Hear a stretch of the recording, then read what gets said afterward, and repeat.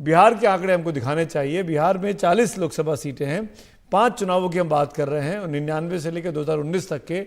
अब आप देखिए किस तरीके से आरजेडी का आंकड़ा ग्रीन कलर में है, आपके सामने ग्राफ है।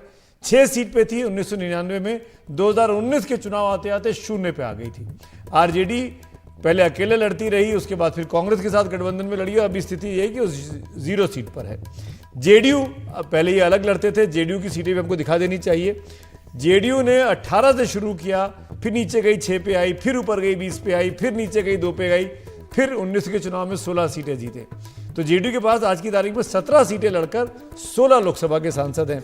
जेडीयू बीजेपी के साथ लड़ती रही, इस बात का ध्यान रखिएगा। अगली सी पार्टी है कांग्रेस।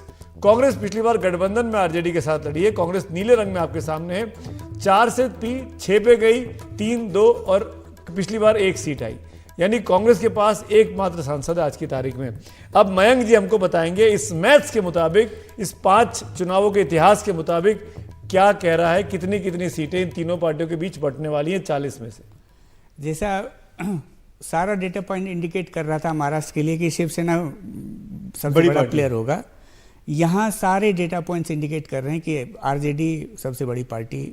तो पिछली बार तो 0 थी आरजेडी। पिछली बार 0 थी, लेकिन सारे डेटा पॉइंट उसके बाद जो इलेक्शन हुआ विधानसभा का, उसको अगर एक्स्ट्रापोलेट करें तो 22 सीट पे आरजेडी आगे थी, और उसमें 22 और जेडीयू गिर गई वहाँ।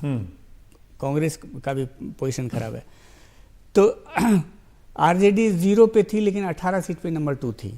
30% वोट शेयर में 13 सीट पे आरजेडी को 30% से ज़्यादा वोट शेयर था, 17 पे जेडीयू और 7 पे कांग्रेस। सारे डेटा पॉइंट और इंडिकेट कर रहे हैं कि आरजेडी को अपर हैंड है, लेकिन शायद वहाँ नीतीश की जिद के चलते शायद हो कि बराबरी में बढ़ जाए, 16-17 मोस्ट लाइकली, और कांग्रेस को 6-7। पिछली बार कांग्रेस 10 पे लड़ी, 9 पे लड़ी थी। हाँ, लेकिन इस बार थोड़ा सा, चूंकि असेंबली इलेक्शन में परफॉर्मेंस कांग्रेस का बहुत खराब रहा। इस बार भी 10 सीटें मांगनी सुना है।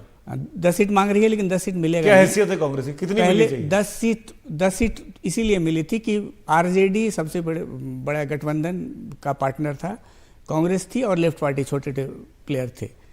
अब वो सिचुएशन एक और बड़ा प्लेयर कोएलिशन में आ गया, तो उसको एडजस्ट करने के लिए आपको सेक्रीफाइस करना ही होगा। तो मोस्ट लाइकली फॉर्मूला जो होगा 16-17 आरजेडी, जेडीयू का 16-17 उतना ही, और 6 से 7 में कांग्रेस, और इसमें से है कि एक माले को सीट, हाँ, एक सीपीआई सीपीएम में से किसी को और एक सीपीआई। तो मैथ्स ये कह रहा है दर्शकों आपकी जानकारी के लिए कि 16-17 सीटें 40 में से आरजेडी और जेडीयू के बीच हो सकती है। यानी ये तो 32 होंगी या 34 होंगी अगर दोनों को जोड़ लिया जाए।